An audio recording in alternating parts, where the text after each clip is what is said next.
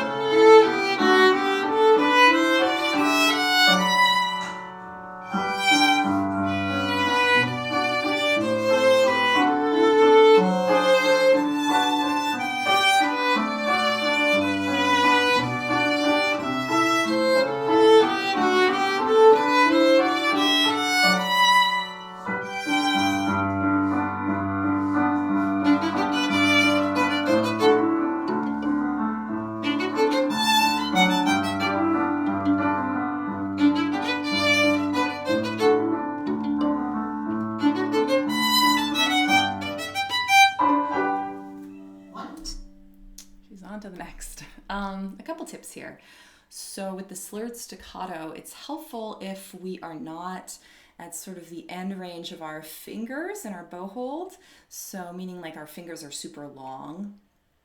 And we also don't want them to be super curled because we need to curl them a little bit to make the motions happen. So if they're already curled, where do we go from there, right? So if we're somewhere in the middle of that range, it's very helpful.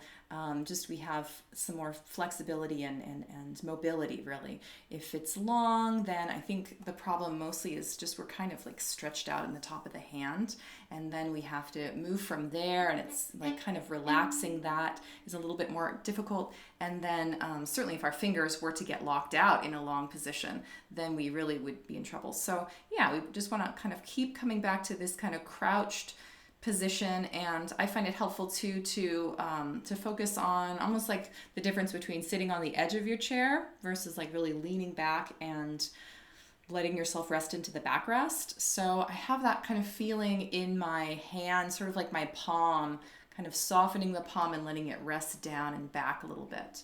So right in the beginning here, we could come into this intro and have some problems because we have this down bow. And we might get to the end of that down bow and we're lengthy with the fingers, which is natural. But then where do we go, right? So unless we have really long arms where we could just kind of, like crouch down from here, we're going to need to do a little retake, just not far, just a few inches. And then make sure at the end of the retake, it's like so many moments that could be total disasters. Here we want to make sure that we're not like this after the retake and we're long with the fingers.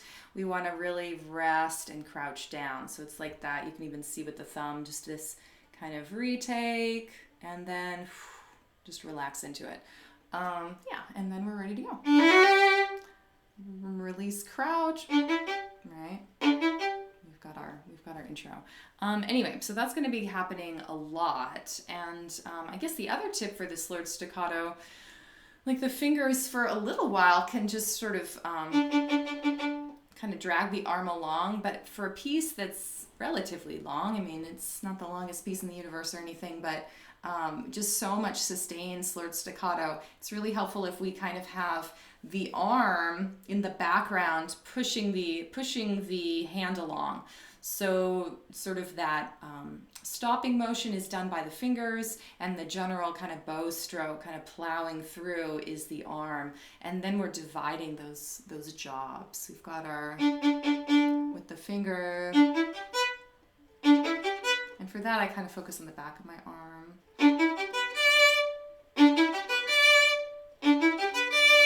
And I also also sometimes move my violin in. I find that's a little helpful too, just to kind of cover the ground so it's not just the fingers having to go. So the bow is moving towards the left, which it always is for the slurred staccato. I move my violin kind of down the bow. So you could think about that just if you were to be a statue on this side and then move the violin down the bow. Like, how could you still play, right? If you were stuck in concrete over here or something. And to practice that, you could have someone hold your arm or just, like go against a wall or something and just feel, oh, that's the motion I have to do with my upper body, sort of to the right and down. So just a little bit, I'll do that and then I'll come back out. So I'm kind of breathing with the violin there, moving back and forth to help the bow. And then also for the pizzicato, I find it really helpful just to kind of come in a little bit and it's so quick to take the violin towards my hand as much as the hand is coming to the violin. So just some of these sort of, we're dancing with it, right? We're breathing with it. So some of those motions can be helpful. And then, of course, the left hand pits. We just have to kind of set up for that. That's some target practice. And then, of course, the right hand pizzicato, that's some target practice.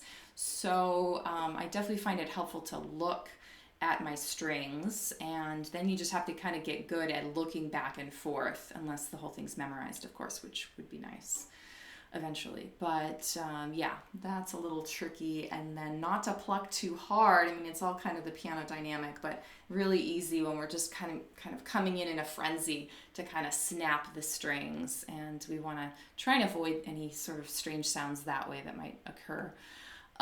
Let's see, 43. This is a nice spot to just really relax the bow arm. The second time through, we're going to play it softer.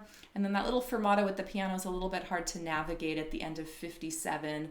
We just have to kind of feel it out. Really, we would be the ones directing that if the piano player was in the room. So we would think that's an up bow. We just give a real, even eye contact, or certainly like a drop of the scroll with our up bow there into the G. Say, okay, guys, here we go. All right, I hope that helps.